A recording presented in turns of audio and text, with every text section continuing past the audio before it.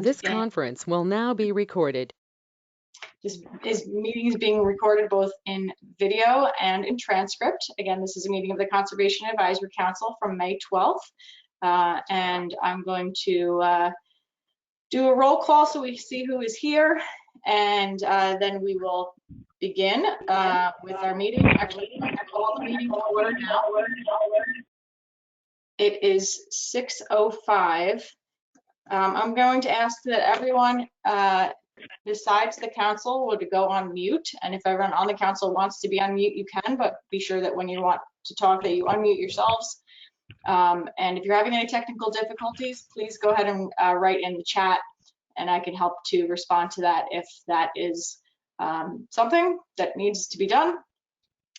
Again, this is Julie Noble and I'm the chair of the Conservation Advisory Council. Seems like we have quite a few guests, so we're just going to go around and do a roll call. So why don't we do our quick introductions. Again, I'm Julie, I'm chair, and I'm also the sustainability coordinator for the city of Kingston.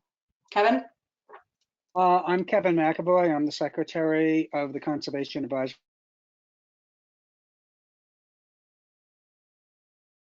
We lost you. Council. Okay, you're in and out a little. Maybe your video is causing you to have some tough connection. Sebastian? My name's Sebastian. I'm a member of the CAC and I live in Kingston. Emily?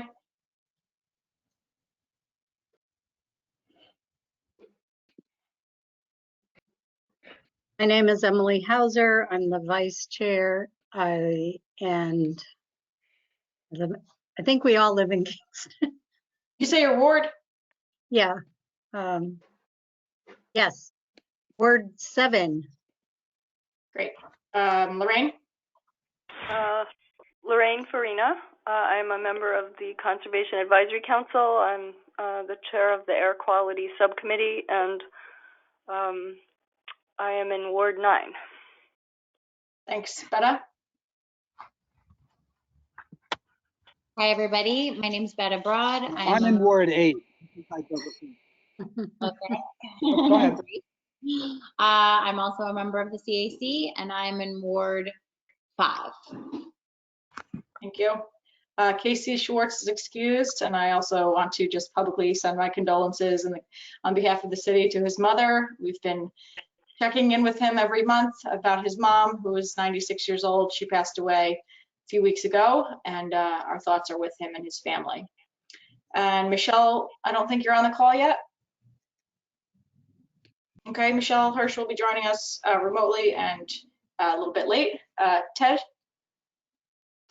Hi, everyone. I'm Ted. I'm operations manager at the Kingston Land Trust, and I live in Ward 1, and I'm here to observe today.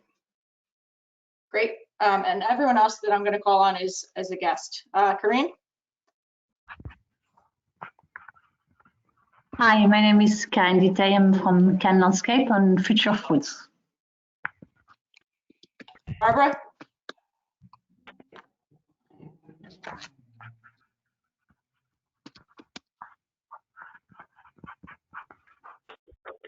Barbara Scott, are you there?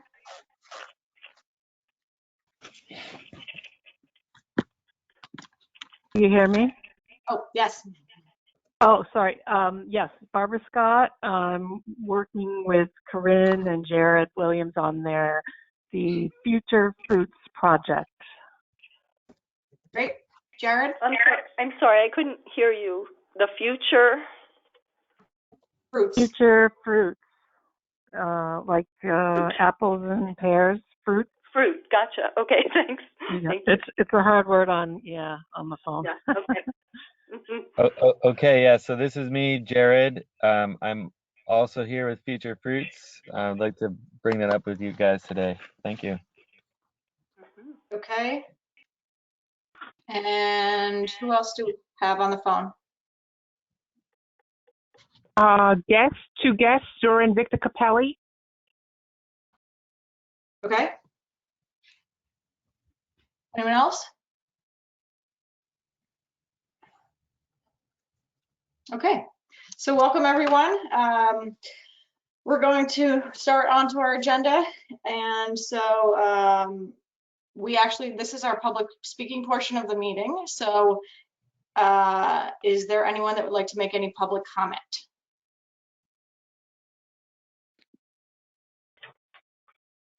Yes, Future Fruits would like to do a quick presentation. Is this the time, Julie, or? It's up to the group. This would be a modification to the agenda, and we'll move on to that in just a second as well. Does someone want to make a motion to allow Future Fruits to make a brief presentation?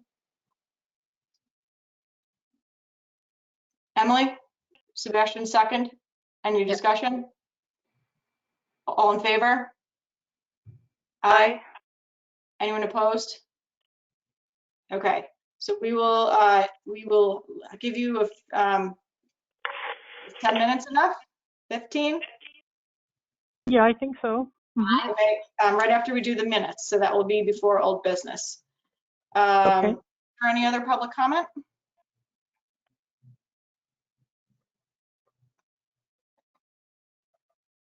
Okay, are there any other modifications to the agenda?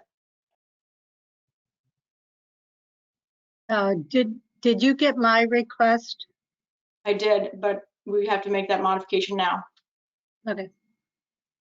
I just wanted to have a short conversation about kind of making sure that some of the habits that we've all developed possibly maintain if it's going to help the environment or climate change.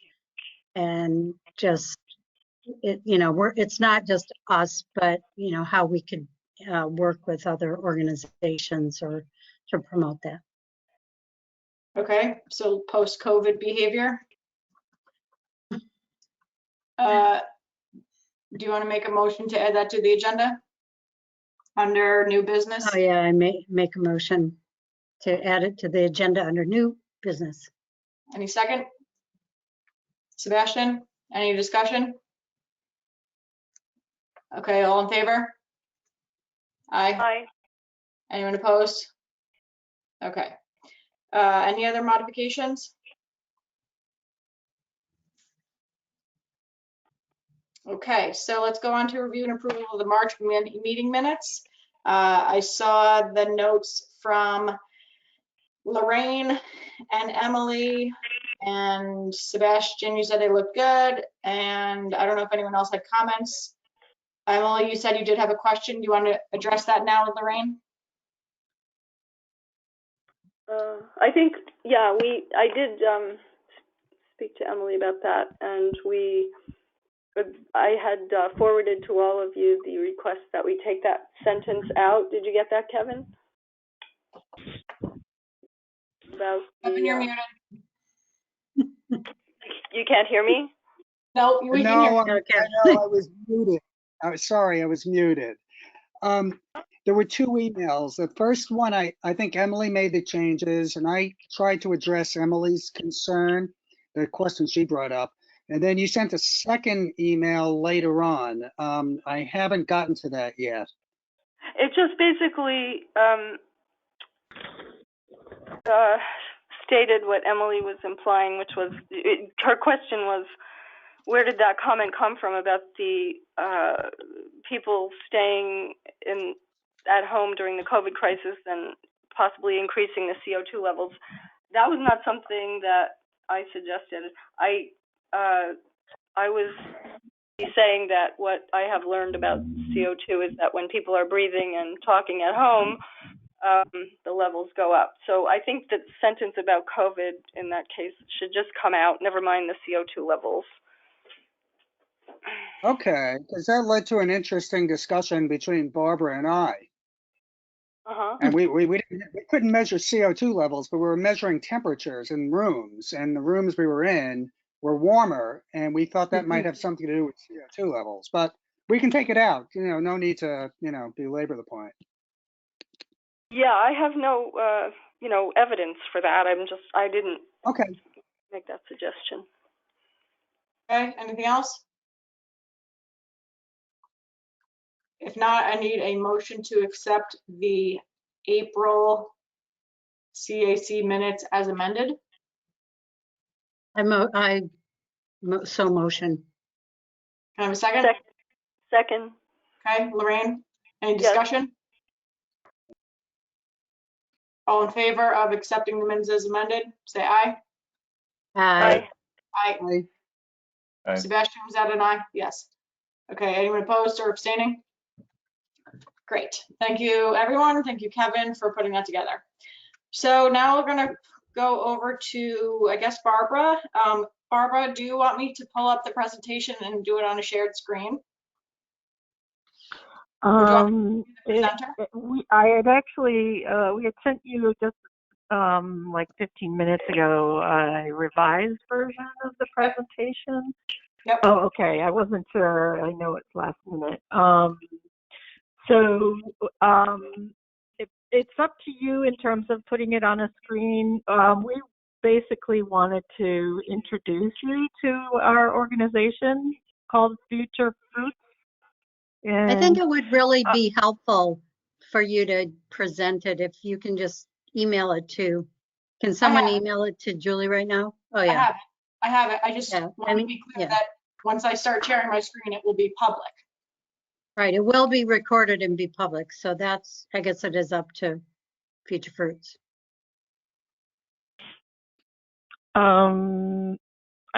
I think at this point we might not want it to be public. It's really still a work in progress. I don't know, Corinne, Jared, do you want to weigh in on that? Yeah, so I think that it's probably a good idea not to at this point, just to it could be something that we talk about internally, and because I feel like it's not quite public ready, but yes, thank you. Okay, so then I would just say that if any of the council members have their emails on their screen or on a separate screen, you can pull it up and look at the presentation on your own. And I'm going to give it over to you guys for 10 minutes or so, and we can have some discussion after that. So go ahead. Thank you. Okay, excellent. Thanks. We're building an organization called Future Fruits around urban agriculture, and we're looking to collaborate with the city as well as other organizations to create edible gardens in the various Kingston neighborhoods. The full presentation that you have a copy of will allow you to take in the full scope of the project and some of the experience both Corinne and Jared have in that field. We appreciate very much all the work that the CAC has done with the open space plan, and many of the goals mentioned in there and also in the comprehensive plan we'd like to build on, and in particular the mentions of climate change and food access. So we just wanted to present to you as more of an introduction and to hear any kind of feedback you might have and collaboration ideas and possibly your endorsement if that's something that fits. So without further ado, I'll introduce Jared Williams, who is the founder, one of the founders of the organization. Hi, so yes, I'm really excited about this. I've been thinking about a project like this for many years, and it just feels like the right time to do this stuff, to do this work. So yeah, I'll reiterate again what Barbara was talking about, which is that Future Fruits is a collaborative group, and it can also be expansive. Looking to activate public and private lands in Kingston for urban agriculture and also stewardship. So yeah, we've based our idea to come onto this call with you on the comprehensive plan, the open space plan, and the urban agriculture plans, which we see direct relationships with our goals and also the city's goals. So we thought we could step in here and just kind of give our name and show that we have skills and services that can help you complete these goals, and see how we can work together. So yeah, we see many kinds of connections here, addressing climate change and water use and access to food and educational experiences, and even art. So I mean, we're very imaginative and ready to collaborate with other organizations such as yourself, in getting some of these things to fruition. So yeah, that's basically it in a nutshell without going through the entire presentation, which I'd love to do with you, but at this stage, I think it can speak for itself. And Corinne Dutel, do you want to speak to your experience? Sure. Hi, everyone. Yeah, so I mean, this project is very exciting, and I think the time is really important. We are all experiencing, lots of issues, climate change and the pandemic, and being resilient. I think is something the city is really pushing forward in many areas, and being able to sustain ourselves with edibles is definitely something we would like to help. So by doing this, we also want to empower the youth. This is one of the main goals, and because the youth will be also like the steward of the land. So this is education and empowerment we want to do, especially in Midtown.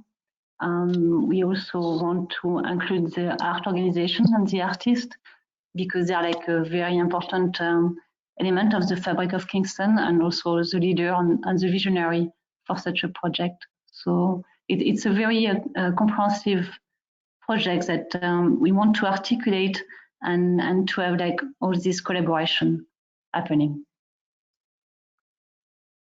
And personally, I'm already working on some project in Kingston, and I feel like we have done some pilot project of this kind with the design of the Pine Street Burial Ground, African Burial Ground, and also the YMCA project and the Hasbro Parklet.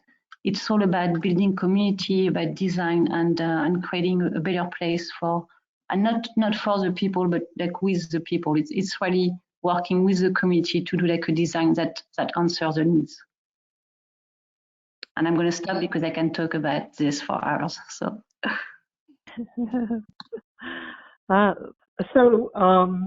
Yeah, I don't know if you have had chance to sort of run through the presentation at all, the proposal. If you did and you have any questions, we're happy to answer them. Or if you'd like us to update you next time, next month, and you want to revisit and have questions answered, we're happy to do that too. So I open it up to you all. Great, thank you. I'll start with, does anyone on the CAC have any questions? And do we want to discuss this further today, or do we want to digest a little bit and bring questions and have them come to another meeting? Start with, does anyone have any questions?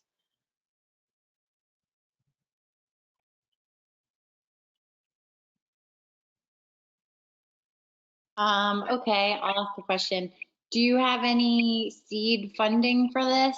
Or is this just kind of the initial, I don't want to, torture you all with cliches, but is this just planting the seed to be interested, get people's interest and hoping to bring this to fruition? Or do you have funding now and a plan to move forward on this in the near future? I'll answer that. As yet, we are still working on funding, so we don't have anything specific to as of yet. But that is our plan, is to get funding, and also in a broad scope, we're hoping to, as an educational program, to enlist neighborhoods and citizens of Kingston to become stewards of the garden in their neighborhood. So it's it's meant to be a sustainable program that eventually is encompasses local neighborhoods. Does that answer your question? Yeah. Yeah, I mean, it seems like a really cool idea, and I would be interested in hearing how it evolves. I just wasn't sure whether you were like, yeah, moving forward now, or it sounds like you're still working on getting support. So yeah, it's great to know about and sounds very cool. Would love to learn more about how it works in other places when we have other, when we have more time, or if you had, have more information you want to send our way. Well, just an FYI, in the proposal there are cited some other examples, and I have to say the one in Syracuse, New York is really well developed and very impressive. And there's a link to that in the proposal, so you could have a look there. Cool, will do. Thank you. Yeah, thank you. Okay, other questions or thoughts? Hello, can you hear me? Yes. Yes. Oh, this is Zora Capelli. Thank you for that short presentation. I just had a thought I'd like to share. The YMCA had a mulberry bush right in the parking lot by the building, and we used to munch on the mulberries every year. We would look forward to it, and there are other places in Kingston where we would munch on mulberries. Last year, it was cut down, so we missed it. We had another huge mulberry tree on the street where we lived in Kingston, and that tree was kind of massacred, so we missed those mulberries. But this project sounds really good, and it would be nice to bring back a lot more mulberries into the city because not only are they tasty, they're very healthy. So I want to thank you for that presentation. Oh, they're great for the birds too. Thank you very much. Okay, I'd like to say one more thing about that too. So this is Jared, and I am personally developing a nursery for this project and a couple others. So I have access to a lot of plants already. And so, yeah, I'm looking forward to being given green lights, and I'll have things like mulberries and many other edibles ready for planting, just so you know that we're like ready on that front. Okay, any other comments or questions from the council?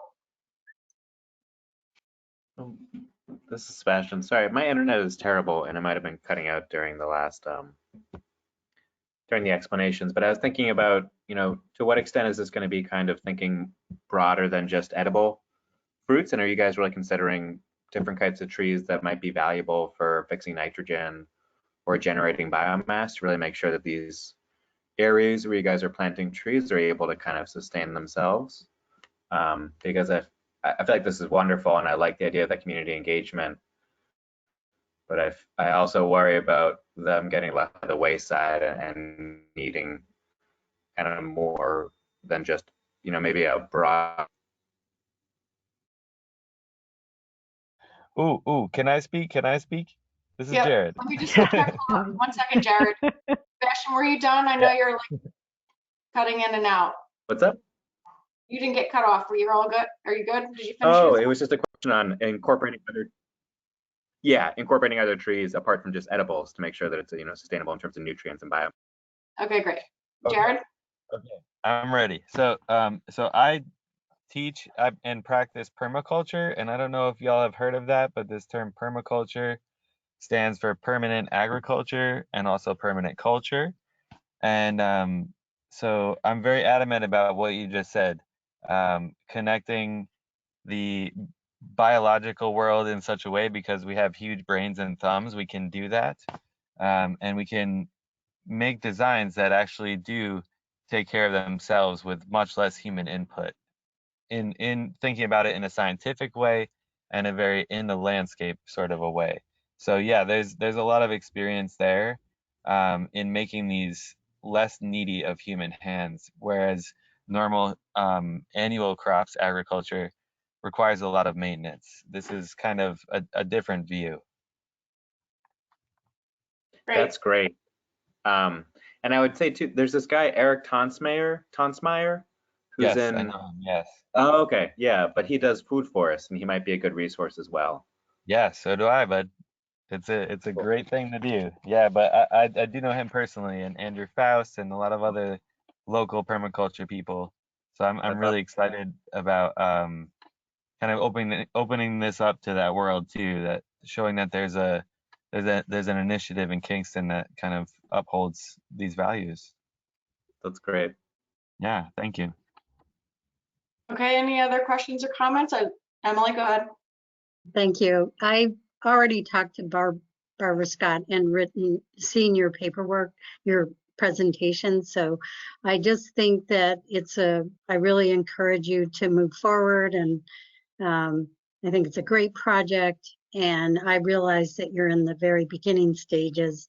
So some of the questions are unanswered until you can work out more detail. But thank you, because like for our open space where we're trying to plant 1,000 trees in the next 10 years, the city, that's the goal of the open space plan, one goal. So that will help for that and many other initiatives in the city of Kingston, like the comp plan list that you put into your document. Mm-hmm. Thank you very much, Emily. Yeah, Yeah, we look forward to having your input. Great. Yeah, So, sorry. And also, like, if you have priorities of goals that you would like to achieve, and you see, like, like, use us to kind of like make it happen. Like, if you feel, there's like some priority, we can totally align our priority with yours, because we are working for the same goals. great. Yeah, I think that what I'm hearing certainly is that the Conservation Advisory Council can see certain alignments that we understand with what you're proposing here, and absolutely does it align with goals that we see in our comprehensive plan and our open space plan. We are an advisory council here, so we can help to advise the city and advise the government on making decisions. A different hat certainly would be that hat that I wear as sustainability coordinator, and any kind of collaboration. There would need to be very high collaboration with the city, certainly, to move forward on any of this, particularly if it's going to be planned on any of the city properties. But I think that certainly from a CAC perspective that we would be supportive of this. And I don't want to go too much further today, just because this wasn't originally on the agenda. We have other things, but also if we were to put this on a future agenda, I would want the public to certainly know about it so more people can understand about what you're trying to do here. So I want to thank you all for your time and sending us this. And I think that I would encourage you to speak with the Tree Commission, to speak with Live Well Kingston, to speak with, if you want to start taking action with the city itself, to set up a meeting with Parks and DPW. And maybe that means, a meeting dedicated just to this moving forward. Any final thoughts? Thank you, Julia. Julie, sorry about that. But I'm used to speaking to Julia Farr. But yeah, so I'm really excited. I'm grateful that we were able to speak with you today. I have already listed a lot of those organizations that you listed. I'm already in contact with them, because again, I'm really passionate about this thing happening, and it's the right time. So thank you again, and I look forward to speaking with you again. Great. Any final thoughts from anyone? And Julie, I just have a question. Should we also present to the Climate Smart Committee? You can send me a formal request in an email, and I can put it on the agenda. That's fine too. Okay. Okay, great. Yeah, I think that Julie. particularly to, yes, there's a lot of overlap. It depends on Oh, really sorry. what you see as the role of CAC or Climate Smart. If you are going through the CAC or Climate Smart because you want us to endorse it or be on your team or advocate for policy or advocate for something, then that will depend on, you know, who you speak to. Obviously, our meetings are public and lots of environmentalists and sustainably minded people participate in our meetings. So that will help get the word out as well. But we could also talk offline about what your goals are and the best location for you to be. Okay, fantastic. Yeah. That'd be great. Thank you. You're welcome, Jared. Thank you so much. No? Okay. Hey, Julie, can I just add something? Yep. Is that Ted? Yeah, this Yep. is Ted. I just wanted to say that, you know, at the Kingston Land Trust, we've been talking to Jared for a while and Corinne, of course, and we do have some history with collaborating with the city on other projects, and a lot of what Future Fruits is talking about is very aligned with ideas we've had in the wings for a while for different parts of the city and our own property. So we're just here in support and looking for ways we can collaborate and help them, whether that be providing space on our property or helping navigate a relationship with the city, or maybe helping support fundraising, like being a fiscal sponsor or something like that for a grant. Great, and I'm glad that the Land Trust has such a key role. I think that being involved in the Land Trust from the beginning, I've always seen this as a logical evolution that the Land Trust would embrace, and so I'm glad that that is, you guys are part of the team. Great. Okay, great. So thank you for your time and for sharing this. We'll also, if we have direct questions, should we communicate those through Barbara, or who should we communicate those through? Yes, you can send them to me and I'll forward and, you know, include Corinne and Jared on them. Great. Excellent. Thank you. And you're welcome to stay for the rest of the meeting. You can also hop off and go have dinner with your families, whatever you want to do. Thank you. I am going to jump off. Great. Enjoy dinner. I'm going to stay on just to hear. Okay. Excellent. Okay, so we're going to move on to old business, wood, smoke, and air quality subcommittee. Lorraine? Yes, thank you. First thing I wanted to say is that the BARD partnership with the City of Kingston continuing to monitor our air quality and work with us on this, and that there are now NYSERDA and P2I grants being submitted. And Thursday, I will be attending a webinar through UC Davis focusing on mapping hyperlocal air pollution to drive clean air policies. I'm very much looking forward to hearing about. Apropos of that, there was a recent study done, very recent study in Paris during winter times, showing that surprisingly, as far as VOCs go, volatile organic compounds, only 22% of the VOCs in Paris, this was pre-COVID, only 22% of the VOCs were produced by the traffic in Paris. 50% were attributable to wood burning. So that was a surprise for the researchers. I wanted to also say that there's been a spate of research, of course, well, not necessarily of course, but there has been, into the relationship between air pollution and this COVID-19 virus, as of course they both affect the lungs as well as other human systems.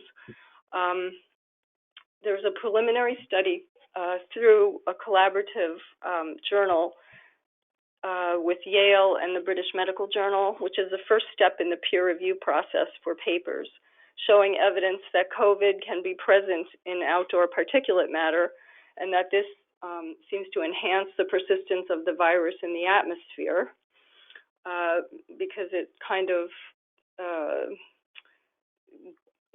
for lack of a better word, it gloms onto the particulate matter and persists for a longer period of time. There's a doctor from the Harvard Chan School of Public Health, Aaron Bernstein. He is also the director of the Center for Climate, Health, and the Global Environment.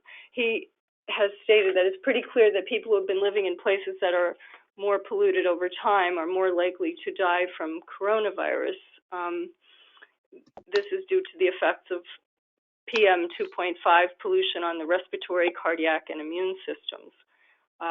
There is another study through the Harvard Chan School of Public Health that's awaiting peer review in the same journal, showing an increase of only 1 microgram per cubic meter of particulate matter 2.5. And if you all remember maybe that the EPA threshold for PM 2.5 is 12 micrograms per cubic meter, and the World Health Organization is 10. So just 1 microgram per cubic meter has produced an 8 to 15% increase in COVID deaths. That's very sobering, stunning. So I just want to end with the fact that I think there's more urgency now to the fire chief's own proposal to ban outdoor wood burning and allow only gas or electric fires outside. I had several recent experiences with the fire department that indicated to me that despite the letter that we, as the CAC, sent 2 years ago to the mayor and then was delegated to the fire department for action, the fire department staff still has no awareness that the pollution code exists. That's 135.4, 135.7, and 135.8. They are operating on the premise that their charge is to prevent and abate fires and are completely unaware of this anti-pollution code. They suggested that the police department would be in charge of the anti-pollution law. So, of course, this code allows that endangering a person's comfort, health, or safety is the charge of the fire department. So in order to mitigate the effects of PM 2.5 on local residents, particularly at this time of COVID in particular, I suggest a possible action on our part, which would be to make a request of the fire chief to possibly give us some ideas as to how he was thinking to promote this ban on outdoor wood burning. That was something that he raised himself to us at our meeting. So I don't know what you all think about asking him about that, but it's becoming outdoor wood burning season. And I have seen in my neighborhood actually large outdoor fires, and it's hard to breathe. So if you have any ideas on that action, I appreciate it. Lorraine, before COVID, we had a plan, like literally like the day before COVID broke, to meet with the chief. Do you want to revisit that at this point?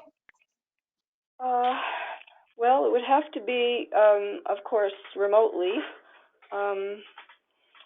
And Casey would like to be involved, so of course that would have to be when he's able to do that, because he's part of this committee. Yeah, I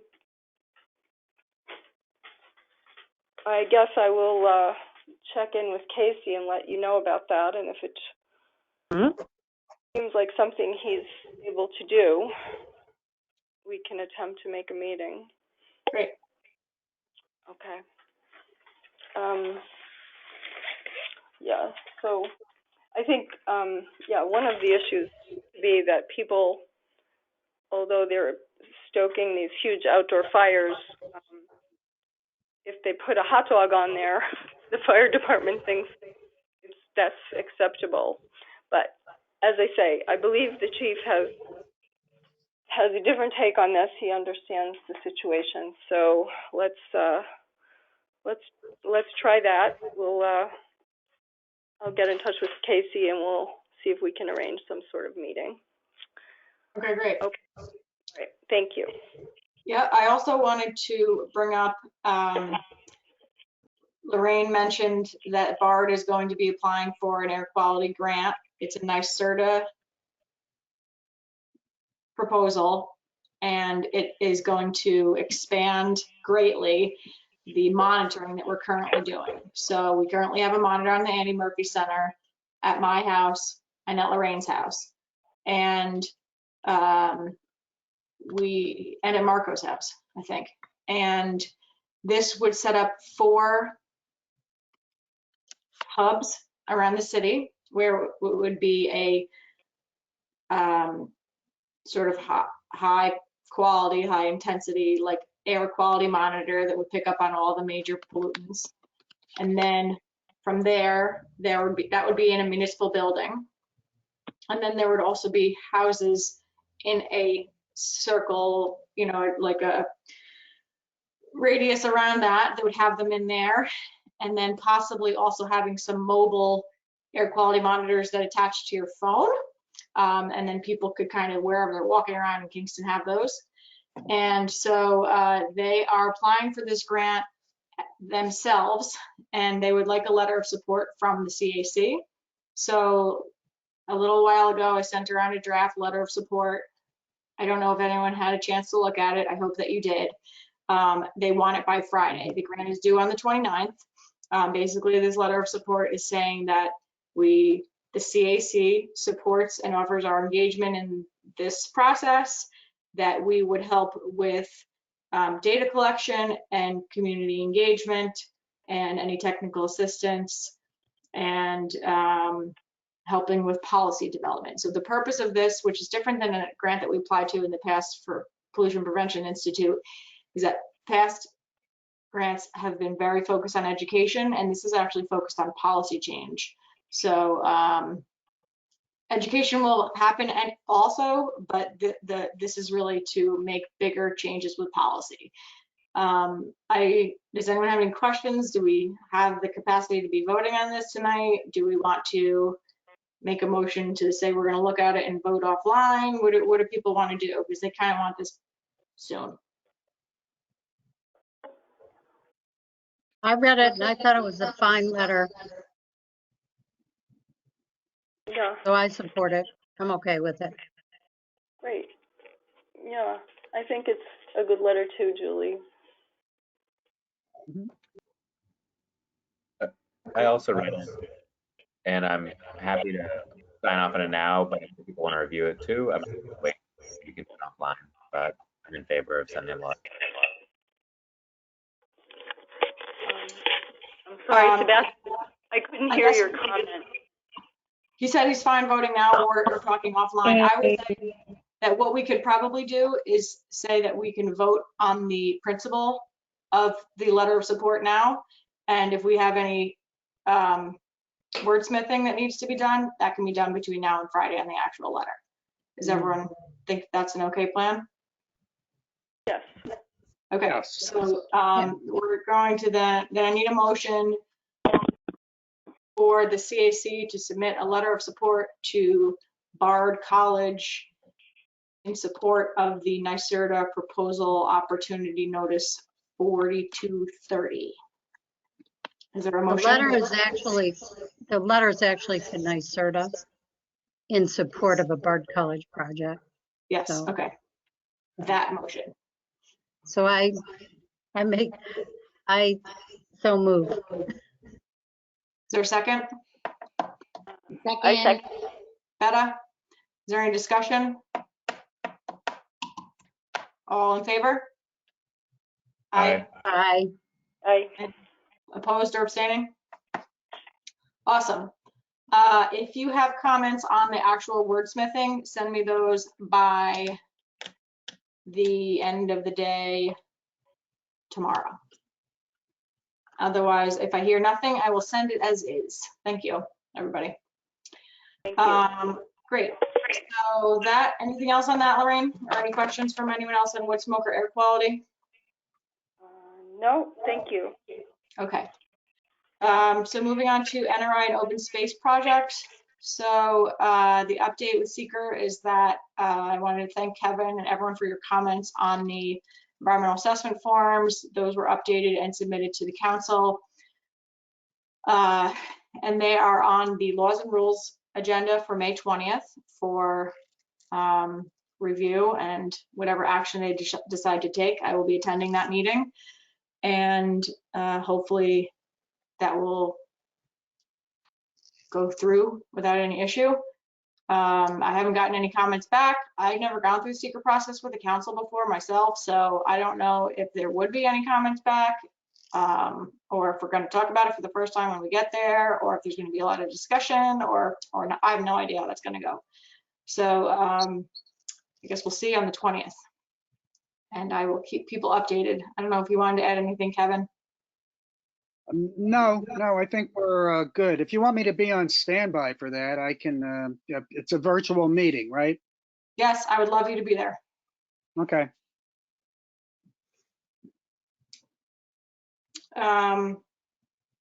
So that's where we are with that. I haven't, something on my to-do list is still to pull together people to create an implementation plan for the open space plan. I haven't done that yet. I just haven't. And I know that the land trust would hopefully like to be part of that, and others. It just hasn't happened yet. It's just a matter of time. So that's where open space is. Any comments, questions, or concerns with open space? Moving on to street trees and canopy cover. I don't think there was a tree commission meeting again this month, and if there was, then I definitely did not go to it. I don't know if anyone has anything they want to talk about specifically with street trees or canopy cover.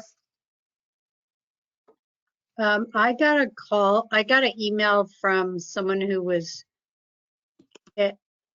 who actually mentioned the open space plan, and had a relative pass away recently and wanted to have a tree planted in memorial of that person. And so I forwarded it to the tree fund, the Memorial Tree Fund, and I think that has been taken care of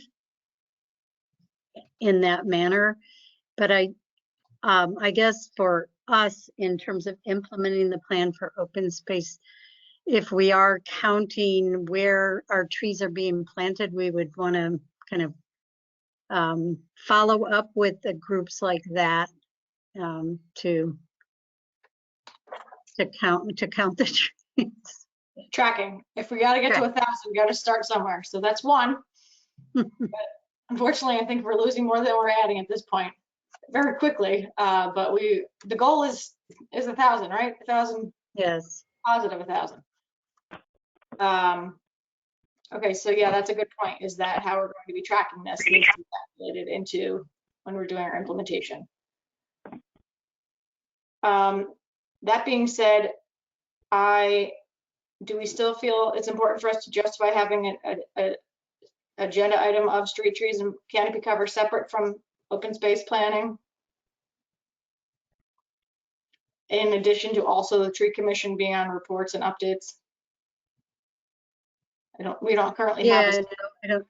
Yeah, I mean, we had the work done by Andrew Ryman. He did that work for our heat index, and we've pretty much covered other things like the standard operating procedure for trees in the city of Kingston that you worked out with the city of Kingston staff. So I think, yeah, I don't think we necessarily have to track it. Okay. Anything else on trees or canopy cover? Any updates on New York, New Jersey harbor and tributary storm surge barriers? Yeah. Yes, there actually is. It's not much of an update, but the Army Corps withdrew the secret notice of intent. For the environmental impact statement notice of intent, pending future funding. Okay, That's it. all right. Any comments, questions, or concerns with that? Do you want me to keep putting this on the agenda?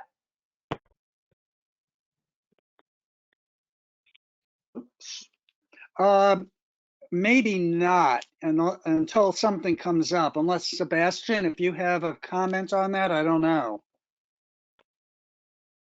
No, I don't. And I don't think.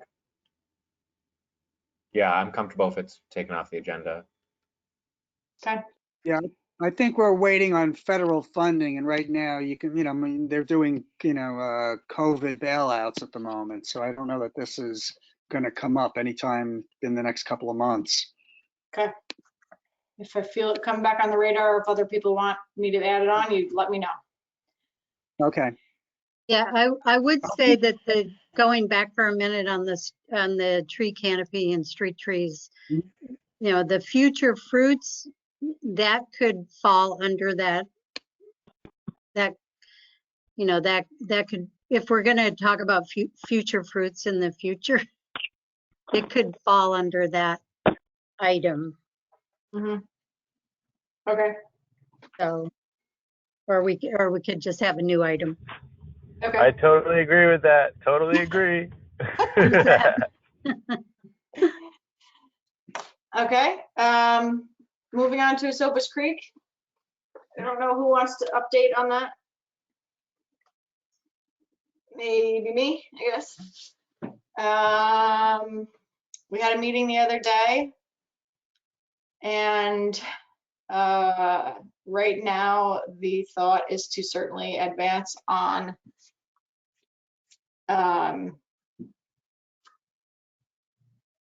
trying to break through the logjam. The logjam that's, oh man, I feel like we're playing a video game and somebody just hit the button. Wrong answer. To remove the log jam or free up the log jam.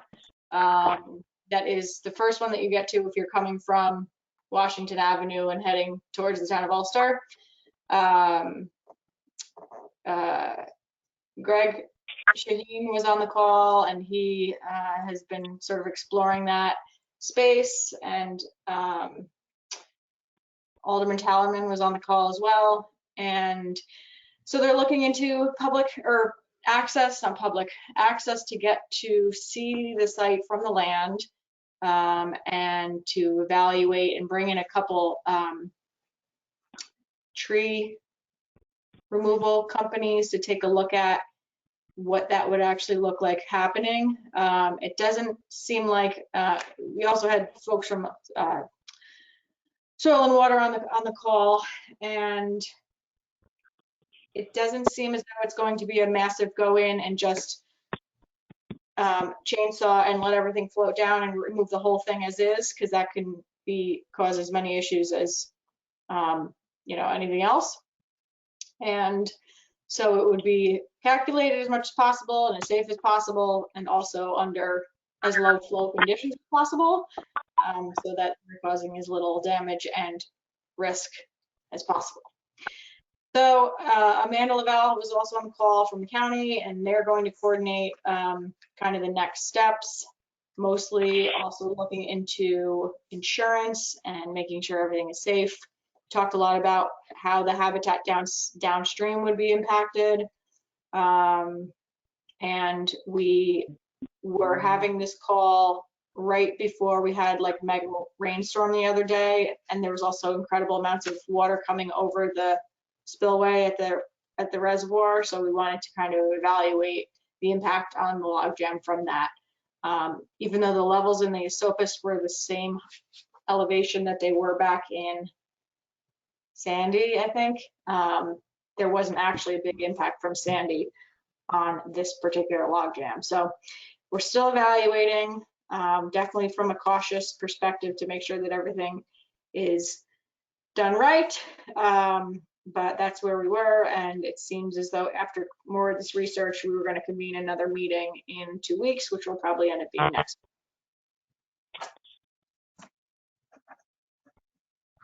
Anyone have anything to add or questions about that? Hi, baby broad. Hey. Hey, how's it going? Good watching. Okay, anything with pedestrians? Anything else on Esopus Creek? No. Anything with the pedestrian street? Just a bit. I got in touch with Nancy, and we had a really nice conversation about her experience with the night market and the Rondout. And then we kind of put our heads together, and I reached out to a couple of people on Cuba. That was last week, and I haven't heard back from them yet. I reached out to the president and the secretary of the board. And then I also just sent an email to the general contact line at Cuba that was explaining the idea of the project, kind of what we're looking for in terms of the CIC is considering and thinking about that part of King, that section of Wall Street between North Front and Uptown or John Street as being, a great place for a potential pedestrian street, at least during Saturdays during the summertime. But I'd also included, and I think one of the things that's developing right now that might be pertinent is that with other cities, there's reduced traffic, and so other cities are finding ways to open streets up to pedestrians, and specifically doing so to also help with public health, so people can make sure they're actually putting social distance between each other. So I think there's kind of another angle here that maybe we could work as well, and depending upon what Cooper says, hopefully there'll be an agreement with some sort of pedestrian street. Nancy had mentioned that in the past there was a little bit of tension between the farmers market and those businesses because the farmers market was taking away business from them, but it seems as though a pedestrian street wouldn't have that sort of a negative impact and would actually be beneficial to them. So those emails went out, but if there's another way to move forward within the city while we're waiting to hear back from Cuba, that wouldn't be too forward, I would be happy to do that.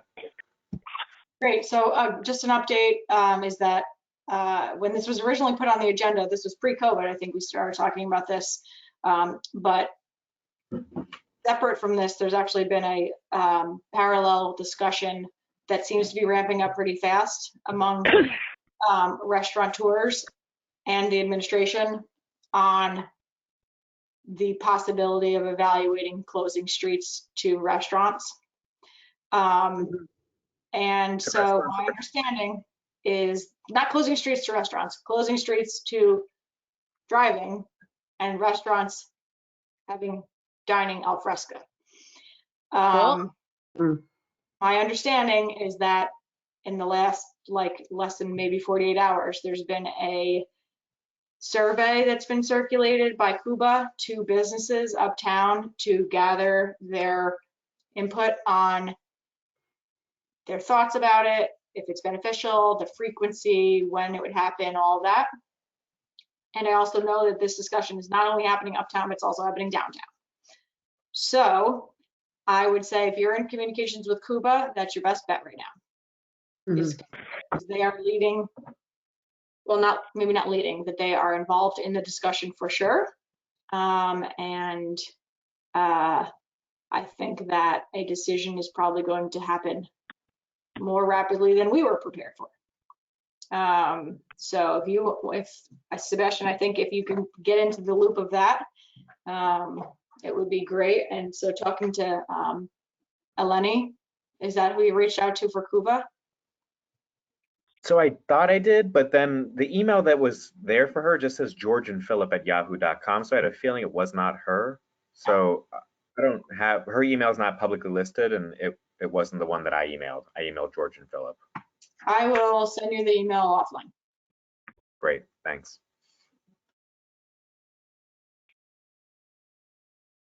Okay, anything else on pedestrian streets? Awesome. New business, post-COVID behavior discussion led by Emily. Okay, thank you. Well, that was a good segue because that in the discussion that I was with some people, they did mention the idea of either closing streets so that people could walk and be physically apart, or closing them so that restaurants could have more space. So that's a good idea. And I've part of what I'm going to talk about has come out of a Sustainable Hudson Valley call that was last week, which they called Pause and Redirect, with the idea that because people's habits have changed while we're indoors, and some of them are good, and some of them may not be so good for sustainability, or for not sustainability. But the idea is to kind of grab it now, take the opportunity now to think about how not necessarily the CAC, but how our different organizations we partner with or we're aware of, how we can get the message out to the kind of the broader audience, the people, everyone, and to move habits forward. And so some of the ideas that have come out are, opening roads for walking, making sure that people to continue to go outside, to continue to give further information about the importance of nature and how it can help in our mental health and our physical health, and possibly, going to more meatless meals, so that or continuing with meatless meals, gardening, buying local, and those kind of things. But they could also be larger initiatives, like understanding that the air is cleaner now because people aren't driving, and as Lorraine mentioned about wanting to have clean air so that we're not so susceptible to diseases, asthma, or what she talked about with COVID, or it could be something like advancing the Green New Deal, or working on getting the grid better so that we can get away from fossil fuels, changing our commuting patterns, and so on. So I'm just bringing this up because I think it is a really good time to kind of work on this messaging. I'm not sure where the people to message, so I just wanted to ask you if you have any ideas, or if there's any messaging that could go out to other people. And I know Julie's right here, so it kind of fits into your job description, I would say. And also that Sustainable Hudson Valley, Melissa Everett is going to be an editor on an issue of Coronagram in July that would be focusing on this. So that's another opportunity to kind of get the word out. Sure. So just. Yeah, I think that we can definitely bring it up at and put this on the Climate Smart agenda. Climate Smart tends to have more of a presence on Facebook, although it's not very present. But I don't think we have any presence on Facebook as a CAC. Certainly we could group that in with more education with Climate Smart. And like you said, with my work professionally, I'd like to hear thoughts from other folks about what you think or any discussion about this. Either the council or the world that is listening. Well, I think this is Lorraine. I think those are all, excellent concepts to just encourage all of those behaviors. And certainly, from my perspective, the clean air is a big one. So, just being able to be outside and be able to have the assurance that the air we're breathing is clean, so that we're doing something good for ourselves and not compromising ourselves when we're getting outside. So I agree there, Emily. Thank you. Emily, I'm sorry. I heard a lot of great ideas, but I'm having a hard time understanding what you're looking for from us. Is it that you want the CAC to take one of these ideas on, or do more public education? I'm a little vague on what you're looking for from us, other than like feedback. And I agree with you, this does seem a little bit more climate mission oriented.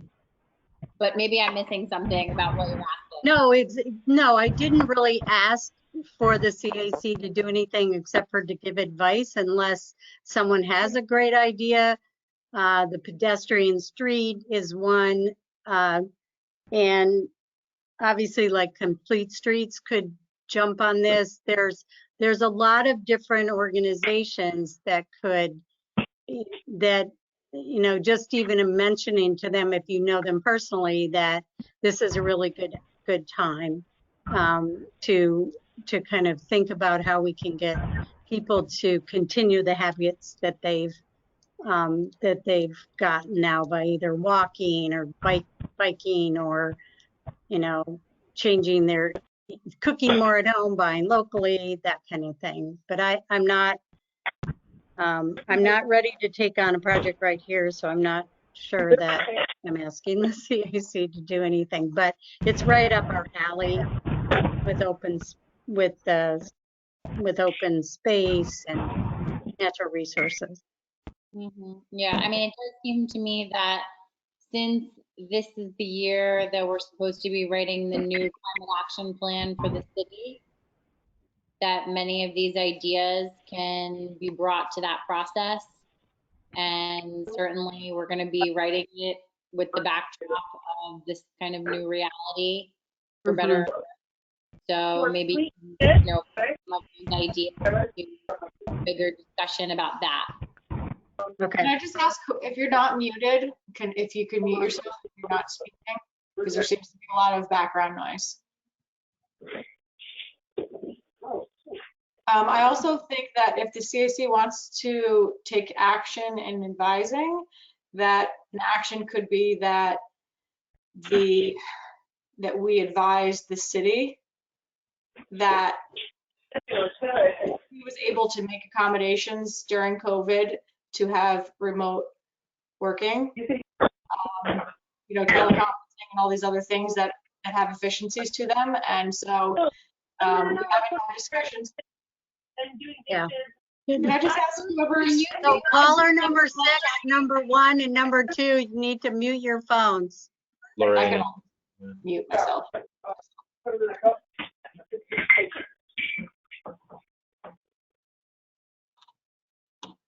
Okay, so if I just muted you and you would like to speak, you can unmute yourself, but there was too much background sound. So what I'm saying is, you know, the CAC could write a letter saying, dear administration, we saw that you had these efficiencies during the COVID.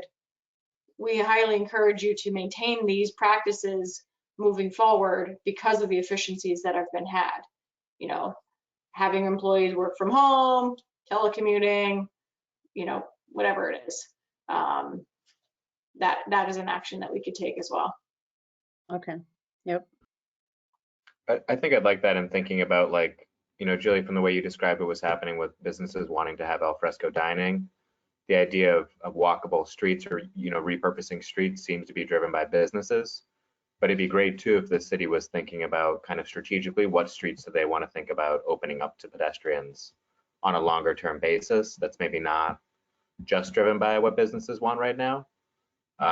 And then also for those streets that might be closed for al fresco dining, to maybe try to encourage the city to make that a permanent fixture as opposed to just a response to the crisis right now. If I'm saying that out loud right now, does that mean that I have to could I write a letter or write something? Yes, great. Okay. Okay, so we got a letter writing. Okay, Sebastian, I could help you with that. Thank you, please. Okay, any other action? Who would we be addressing the letter to? The city. The city. Okay. The city. Well, is there, The I mayor. don't know, is there anything more with, you know, our out of doors activities that include the parks? That, I mean, I can't think of any improvement. They might get more usage than they have before, and I don't know if that's an issue, but even What just encouraging the continued use. I think that's kind of like, again, it's like health and wellness and. Yeah, so I mean, if the letter is practice and action, that's not policy, it should go to the mayor. If it's changing a policy that has to be approved on by the council, it should be written to the council. Yeah, okay. Great, so you guys want to direct? Turn it into like a letter to the editor too, right? I mean, many Right. of the things that you're calling for are individual choices that people make, not necessarily like top-down decisions. I mean, street closures are, but a lot of the other ideas that you mentioned, people can, you know, make their own choices. Yeah, it's just trying to kind of changing their norm and seeing that other people are doing it, whether it's changing how they eat, or I think one thing that we don't want to change is buying a lot of things that get shipped in instead of buying local. You know, to come back to the stores, buy local. Yeah, Some well, people may have now shifted over. local, right? I mean, the other day I put in a big book order to Rough Draft. So we can still buy local to some extent. But that all sounds great, Emily. Thanks for raising this. Okay. Great, so Sebastian and Emily, you guys are gonna draft a letter, and then you can either shoot it around via email, we can take a look at it, or we can talk about it at the next meeting. Okay. Yeah, sounds good. Anything else on that? Nope. All Only right. thing I'll say, Julie, is it does make me think that as far as the climate action planning goes, at some point it would be good to, you know, loop in the CAC or somehow figure out how we're going to solicit input from all of the other various like city committees. But I think that's something to talk about separately from now, but just to kind of put it in the parking lot. For the climate action plan you're talking about? Yeah. Yeah, I mean, soliciting input from people like Emily who aren't on the commission, on all the other kind of various city committees. yeah, well, we can talk about that more in depth, certainly at Climate Smart as well. Great. Okay. I had one other question, and I guess it would be new business. Did you want to mention the survey for the Kingston Point project? Sure. So the city launched a new engagement website. It's called engagekingston.com, and it is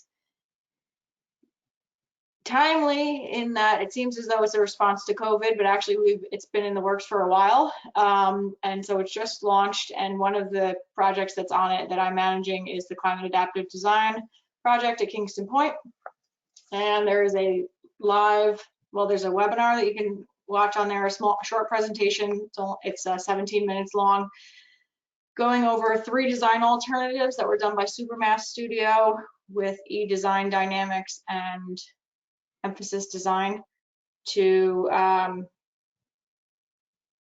redesign Kingston Point Beach. And so we're looking for people's feedback. And after you watch the video, there's a short survey that you can provide your input. And so it's open until May 25th. And we're looking for people to really provide that input so we can finalize the preliminary design that project was funded by NUIPIC, and the DEC has a river estuary program directly to Supermass Studio. And so they have funding to bring the design to full preliminary design. And then after that, it would be the responsibility of the city to bring that to construction level, and then to build out. We don't have the money for that right now, but it would be great for you all to take a look at it. It's very interesting design alternatives, and it's extremely visual, and I'd love your opinion on it. And it's the redesign to think about climate change or sea level rise. Yes. So going into the future. And there's also other projects on there as well that you can provide input. So engagekingston.com, you have to sign up. You just have to create a login. And then all of our, well, not all, but we're going to be gradually populating it, and that'll be the location where you'll be able to provide input on all the work that we're doing. Any communications, announcements, or events? Report or update from Complete Streets from Lorraine? Yes, let's see. Basically, as far as the sidewalk aspect goes, they will not be moving forward until the pandemic is over in terms of advancing phase 2, which is the funding portion of this initiative. Let's see what else was up. Let's see. Kristen Wilson mentioned that the Broadway Streetscape Project will be adding 76 trees, 235 shrubs, and 1,200 plants. Sarah Wenk was at the meeting. She requested that they look at revising the tree list with the Tree Commission, and Kristen said they had worked with the Tree Commission and gotten their recommendations before they did this. So I just thought those were the main ideas people would want to hear. They're not meeting again until at least June. So that's all there is for that. Thank you. Casey's not here, but does anyone have a planning board update? Kevin? Yeah, I looked up, I've been in touch with Sue on a couple of things, and I had looked up the agendas. The last meeting, I think the only thing that would have been really within our purview was the Y Farm. They had a proposal, and they actually had a site plan, and you know, that's pending before them if it wasn't approved. I haven't seen the minutes. I just saw the agenda and the meeting packet. Okay. So is there something we need to do on that? Should I reach out to Casey, or? Well, I don't know if Casey's going to be able to attend in May. I don't know. I'm sort of just monitoring it, and if I didn't see anything serious coming up in May that we would have to deal with at this time. There was something, I think, with a Wi-Fi antenna at Rupco on Cedar Street, you know, the Energy Square. I don't know if that's something we want to weigh in on or have to weigh in on. And there was 23 Crown Street, which was a thing that ended up going over to the Landmarks Commission, which wouldn't concern us here at all, really. It's a modification of the building. They're, you know, raising the roof. Okay. Thank you for keeping an eye on it. I appreciate you doing that. I don't know how long Casey's going to be out of commission, so I appreciate that. Anything from public safety? Michelle, were you able to hop on? I don't know if the caller 6 is Michelle. Maybe not. Okay, anything from zoning?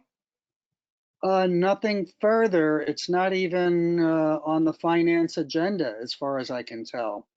Okay. Do you want me to take it off the agenda? Whoa, I mean, well, no, not really, but I think that's up to the common council, not up to us, right? All right, well, I'll keep putting it on there Worst case scenario, it takes 30 seconds to say no action. Yeah, right. For the moment, we'll keep it on and see what happens. And yeah, I can contact Jeffrey and see if he's got a report on this. And if Michelle were there, she might be able to give us a report too. She may hear something. Okay. Yeah. Climate smart. Betta or Kevin, you want to give an update? You remember anything we talked about? I got to find the minutes. No, it feels like a very long time ago now. I agree. It's all a little hazy. What did we talk about? I have the minute. I mean, we have the climate smart, the climate action plan, like we mentioned, and Cadmus and NREL and their reports, and Yep. So Cadmus and NREL wrapped up their project with the 100%, the map to 100% renewables, and we're in negotiations with them with the Novo Foundation to bring them on to do the climate action plan 2.0. That's negotiation is still happening. I don't know what else really has advanced. I'm not sure either. I mean, in terms of city projects, LED is on pause. Kingston Point is still advancing. Kingston Point ADA is currently on pause. The windows at City Hall are sort of on pause. Aren't the windows finished? Not Yes. There's a punch list still. Composting is still moving ahead and still planning on being done this year, but not yet. It's taking a little bit longer. I don't know. I guess it's some of the projects that are around. Didn't Carla have an analysis that's coming up shortly she was going to release?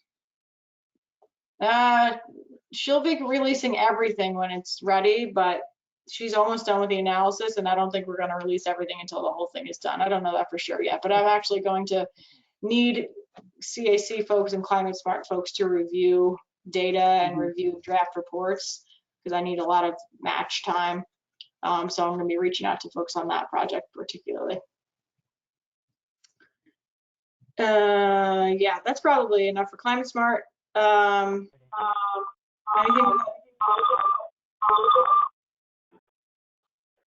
Anything with Ulster County EMC?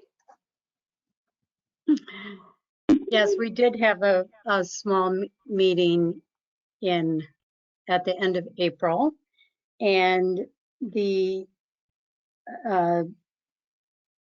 the people that attended, most people are kind of moving ahead on their projects, figuring out how to have remote meetings and so on.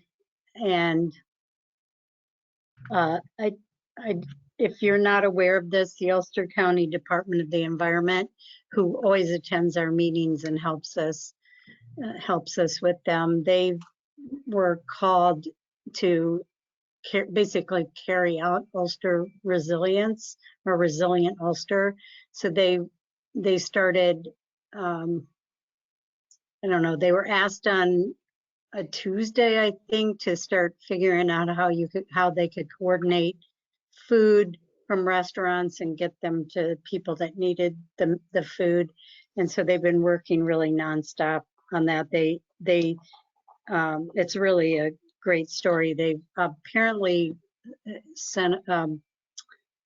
have coordinated 100,000 meals since mid-March.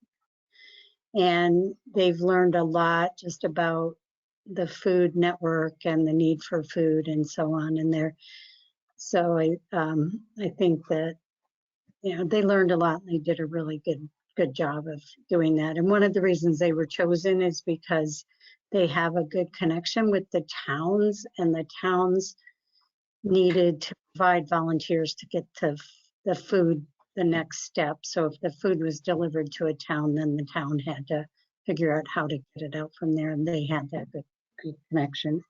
So that was a really good story. And I also wanted to say, as an announcement, that the Wallkill River Watershed is having their summit right now remotely, and it goes till 8. And since we are basically in the Wallkill River watershed, I thought I would mention that, but it's because it's remote.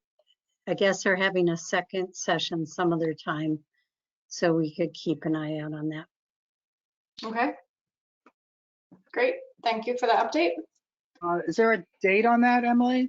Wallkill River? The second one, I couldn't find the second one. No, I know the first one's right now. Oh, okay. The one thing that my sound sort of cut for a second there, I missed who was doing the food availability and issued all the meals during the crisis. The Department of the Environment. Oh, okay, great, okay. Okay. Any Yeah. other reports or updates? Okay. Are there any other follow-up comments from anyone on the council or in the public or guests that you wanted to mention or speak about before we adjourn? No, just this is Lorraine. I just wanted to say that I believe that Project Resilience has been just a fantastic, amazing project. So they deserve a lot of praise for getting it up and running and for doing that work. It's definitely been a very concerted and coordinated effort and a lot of sleepless nights on a lot of people's parts. It's a testament to pulling the community together when in a time of need. Yes. Fantastic. Okay, anything else that anyone needs to say, wants to say before we close? This is Sebastian. I'm on the phone now because my internet's terrible. I didn't hear what that was, Sebastian. It said that I changed to a phone because my internet was bad, but I'm still here. Okay, great. Okay, so if there's nothing else, I want to thank everyone for coming, and I need a motion to adjourn. Motion, Lorraine. Can I get a second? Second. Etta. Okay. Any discussion? All in favor of adjourning? Say aye. Aye. Aye. Aye. It is 7:32. We are adjourned. Thank you very much, everyone. Have a great night. Be safe. See y'all soon. Stay well. Thank Stay you. well, everyone. Thank you. Bye. Bye.